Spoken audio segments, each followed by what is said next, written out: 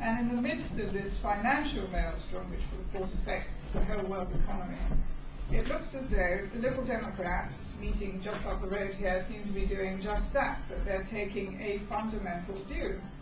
And we in the Freedom Association, and of course in the Better Off Out campaign, part of the Freedom Association, strongly support them in taking a fundamental view.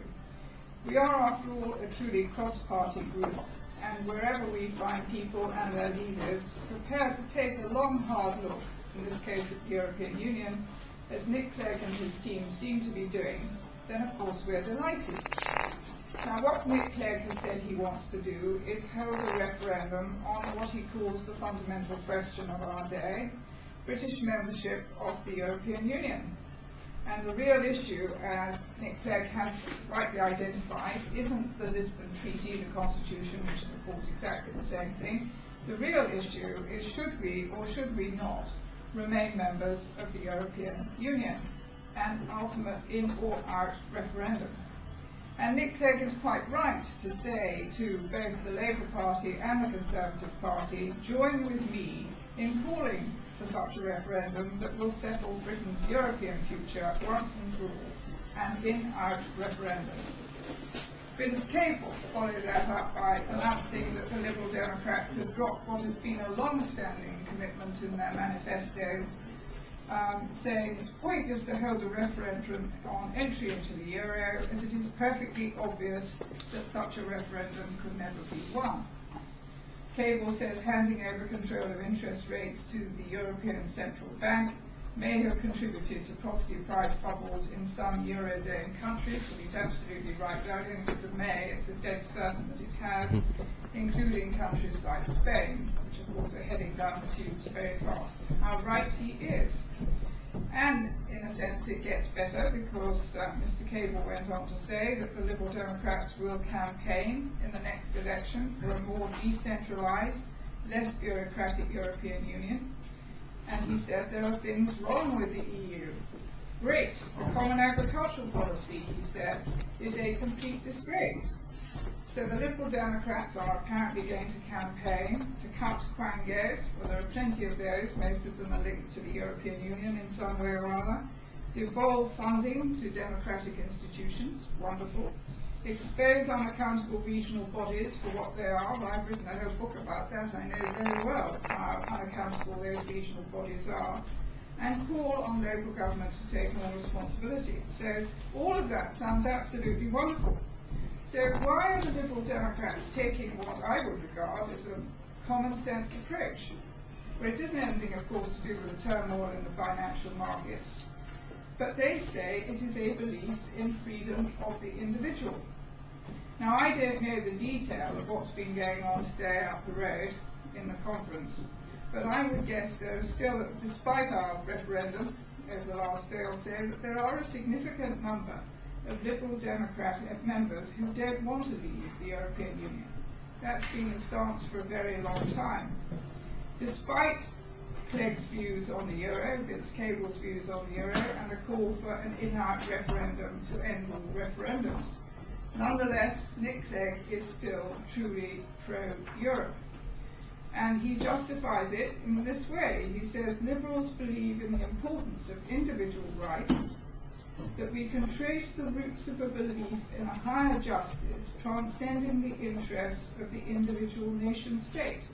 He says that's why I'll always be a passionate promoter of the European Union and of Britain's place at its heart.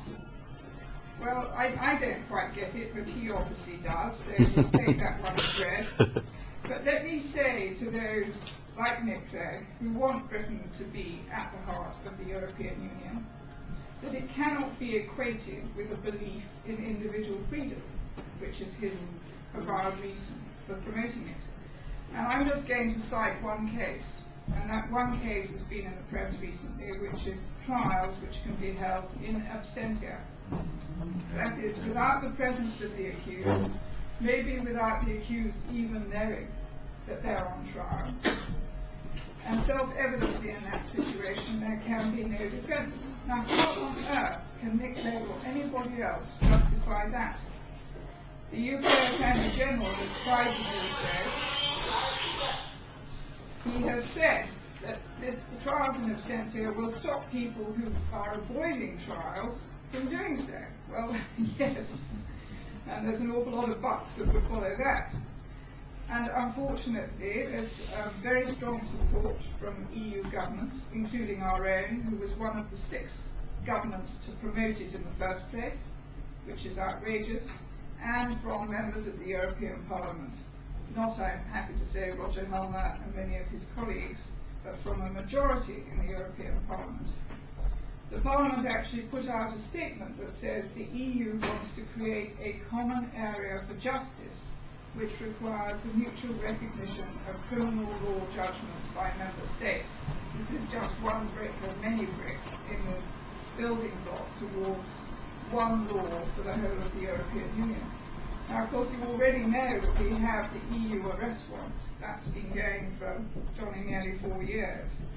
So if you're found guilty in Romania, in Greece, in Italy, in Spain, as people already have been, then with the EU arrest warrant, that's it. You are extradited immediately, and there is very little between you and the clanging of the jail door, just a few tick boxes. There is no actual protection in law. And it's very small comfort, if you're the accused and the condemned, to know that you can still appeal. Once you're in jail in that country, you can appeal to a court in that country, not Britain. And only from behind bars. There is no bail. And if you try to organise a defence from behind bars, that is extremely difficult, and in a foreign country. It beggars belief that the British government proposed this and supported it. It is so awful, it is quite literally jaw-dropping. Lawyers across Europe have lambasted this move to ever closer union, and this is all part of it. Lawyers in general do understand what it means, and there are plenty of voices again, but nonetheless, it's happening. Now, trials in absentia are just the latest staging post of very many for us on a 35-year journey so far towards that ever closer union that's in the preamble of the Treaty of Rome.